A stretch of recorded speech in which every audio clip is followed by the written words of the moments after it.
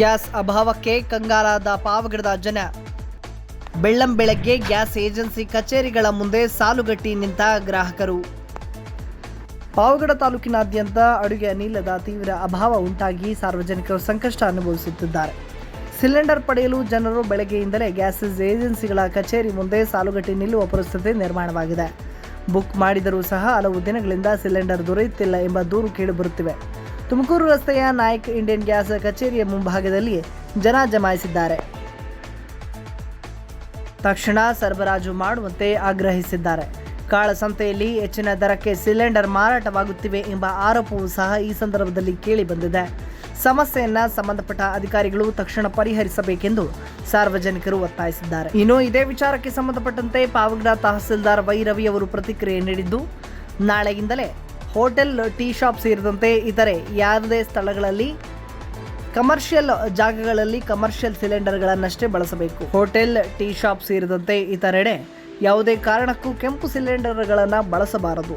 ಒಂದು ವೇಳೆ ಬಳಸಿದ್ರೆ ಅದನ್ನು ಸೀಸ್ ಮಾಡಿ ಮತ್ತು ಕಾನೂನು ಕ್ರಮಗಳನ್ನು ಸಹ ಕೈಗೊಳ್ಳುವ ಎಚ್ಚರಿಕೆಯನ್ನು ತಹಸೀಲ್ದಾರ್ ವೈ ರವಿ ನೀಡಿದ್ದಾರೆ. ಪರಿಶೀಲನೆ ಮಾಡಿದೆ. ಈಗಾಗಲೇ ಸರ್ಕಾರದ ಮಾನ್ಯ ಮಂತ್ರಿಗಳು ಈಗಾಗಲೇ ಹೇಳಿದ್ದಾರೆ,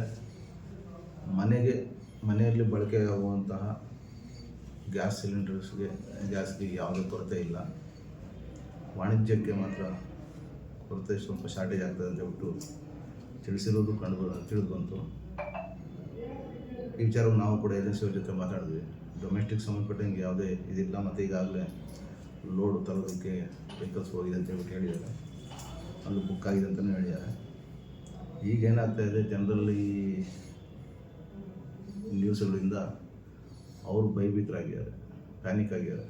ಮುಂದಕ್ಕೆ ಏನೋ ಸಿಗುತ್ತೋ ಇಲ್ವೋ ಅಂತೇಳ್ಬಿಟ್ಟು ಅವರು ಎಕ್ಸ್ಟ್ರಾ ಇಟ್ಕೊಳೋದಕ್ಕೆ ಅಂತೇಳ್ಬಿಟ್ಟು ಎಲ್ಲರೂ ಮುಗಿಬಿಡ್ತಾ ಇದ್ದಾರೆ ಅಂತೇಳ್ಬಿಟ್ಟು ತಿಳಿದು ಬಂತು. ಏನು ಅವಶ್ಯಕತೆ ಇದೆಯೋ ಅದಕ್ಕೆ ಏನು ಅಗತ್ಯ ಇದೆಯೋ ಅದು ಅಷ್ಟು ಮಾತ್ರ ಇದು ಮಾಡ್ಕೊಳ್ಳಿ. ಯಾವುದೇ ಆತಂಕ ಪಡೋ ಅವಶ್ಯಕತೆ ಇಲ್ಲ. ಸರ್ಕಾರ ಇದ್ರ ಬಗ್ಗೆ ಗಮನ ಇಟ್ಟಿದೆ. ಬಗ್ಗೆ ಎಲ್ಲ ರೀತಿಯಲ್ಲೂ ಕೂಡ ಪರಿಶೀಲಿಸ್ತಾ ಇದೆ. ಅದೇ ರೀತಿಯಂಥ ಭಯಭೀತರಾಗುವಂಥ ಅಗತ್ಯ ಇಲ್ಲ. ಗೃಹ ಬಳಕೆಗೆ ಸಂಬಂಧಿಸಿದಂತೆ ಏನಿದೆ ಅದನ್ನು ಎಂದಿನಂತೆ ಏನು ಅವರು ಆನ್ಲೈನಲ್ಲಿ ಬುಕ್ ಮಾಡ್ತಾರೆ ಅದರಂತೆ ಅದು ಡೆಲಿವರಿಗಳು ನಡೀತವೆ.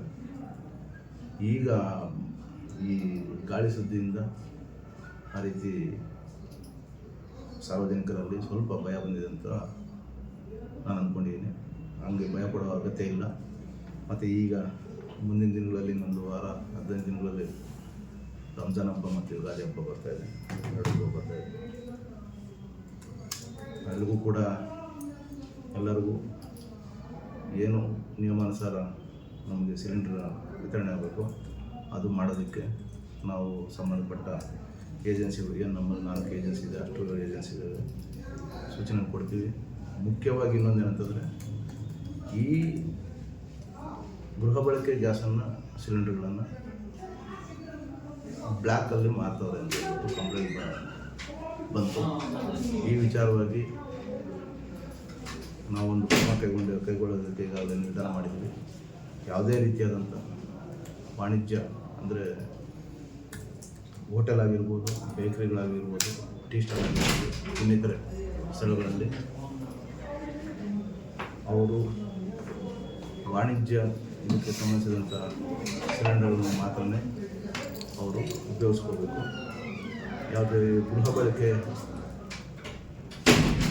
ಇರುವಂತಹ ಸಿಲಿಂಡರ್ಗಳನ್ನು ಯಾವುದೇ ಕಾರಣಕ್ಕೂ ಉಪಯೋಗಿಸಬಾರ್ದು. ಈಗ ನಾವು ಪಟ್ಟಣ ಪ್ರದೇಶಕ್ಕೆ ಸಂಬಂಧಿಸಿದಂತೆ